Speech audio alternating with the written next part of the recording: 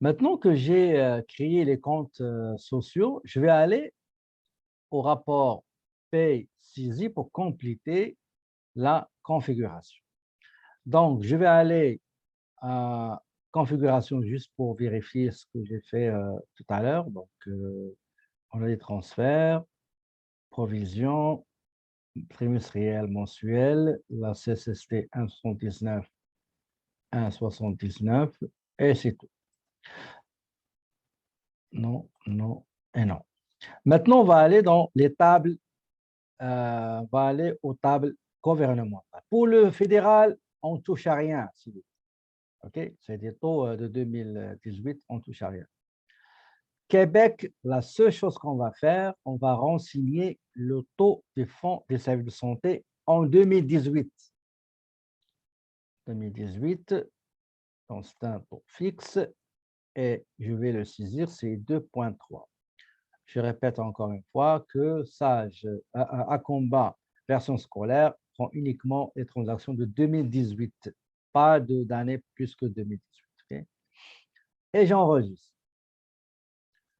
Donc, configuration, table, et maintenant, je vais aller créer le département. Je clique sur département ici, je sélectionne oui, c'est ça. Je sélectionne créer un nouveau département. Donc, je vais donner le numéro 1. C'est la comptabilité. Donc, comptabilité. Même chose ici. Donc, comptabilité. Pour configurer cette partie-là des dossiers, c'est recommandé d'utiliser l'assistant pour ne pas tomber des problèmes. Donc, je clique sur l'assistant. Il va me demander quelle est la fréquence de paie. Ici, c'est hebdomadaire. Donc, c'est hebdomadaire.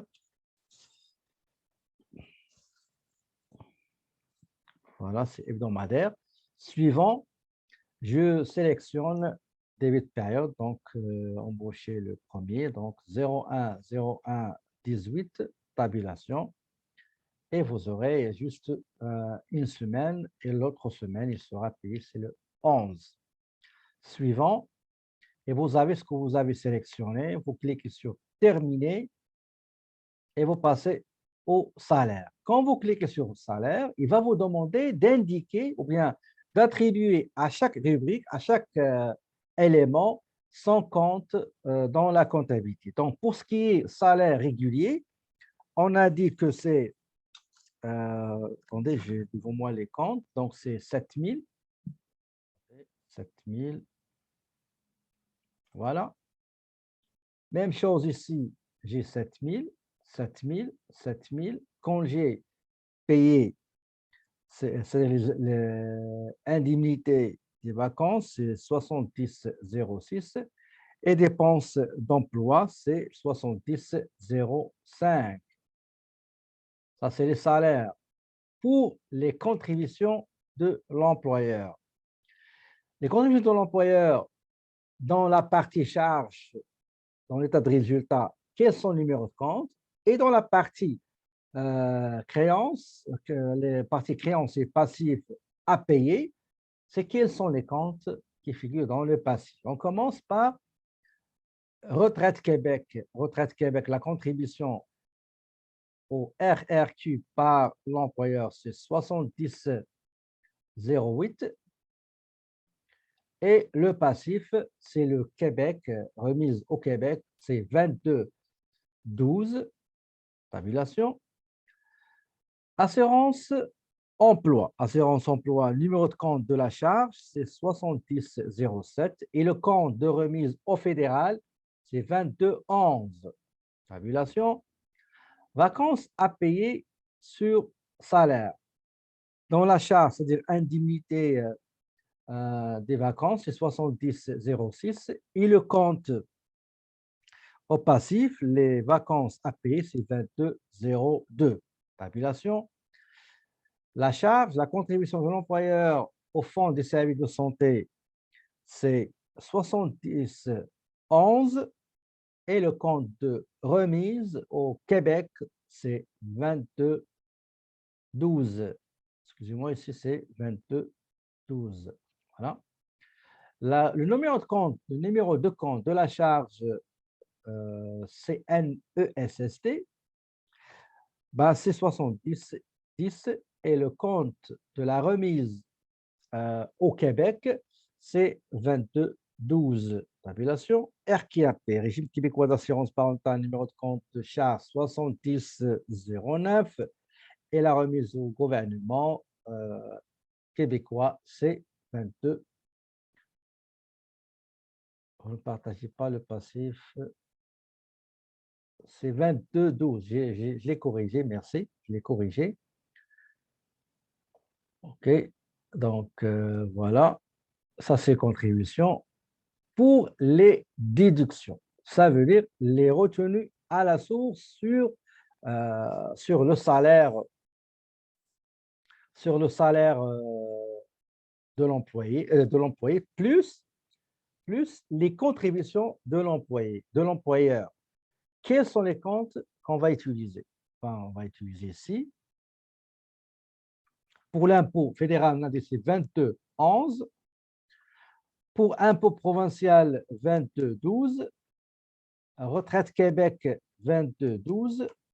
Assurance emploi, 22,11. Et régime québécois d'assurance parentale, c'est 22,12.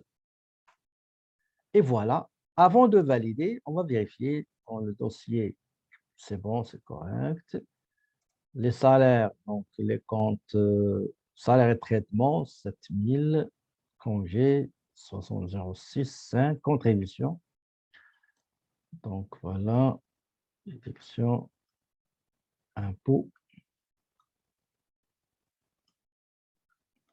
Donc, je vais juste vacances sur salaire payé, c'est 22, voilà, c'est 22,02. Tout à l'heure, j'ai mis 22,02, mais c'est pas grave. Donc, déduction, c'est 21, fédéral, provincial, fédéral, provincial, fédéral, provincial. OK. Et après, je clique sur enregistrer.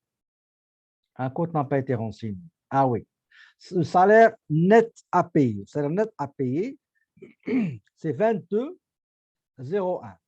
D'accord? 22,01, c'est le compte comptable pour les salaires net à payer, soit par virement bancaire, soit par chèque, soit espèce. Mais selon les normes du travail, si vous payez quelqu'un espèce, il faut les mettre dans une enveloppe scellée, OK? Et il ne faut pas les donner devant les gens, OK? C'est ça. Mais moi, je préfère ne pas sceller l'enveloppe, mais donner l'enveloppe à l'employé, pas devant les gens, pour qu'il compte qu'est-ce qu'il y a à l'intérieur. Parce que ça se peut qu'il doit être payé par 1 000 $ ou 500 $. Vous vous êtes trompé, vous avez mis 400 $. Et quand il va chez lui, il va ouvrir l'enveloppe, il va trouver 400. Il va retourner et vous allez lui dire, moi, je vous ai remis 500. Lui, il dit, non, vous m'avez remis 400. Donc, on va se balancer la balle. OK? Donc, c'est préférable de ne pas fermer l'enveloppe, à moins que vous avez bien vérifié, mais c'est préférable de ne pas fermer l'enveloppe, donner l'enveloppe à votre employé, vous comptez devant lui et si tout est OK, vous fermez, vous scellez et vous signez, comment dirais-je, comme accusé de réception qu'il a reçu sa paie. That's it. OK? Donc, si tout est correct, donc je clique sur enregistrer. D'accord, je vais faire. Maintenant, j'ai terminé la création d'un département. Je dois aller maintenant créer une fiche de l'employé Maurice Pierre.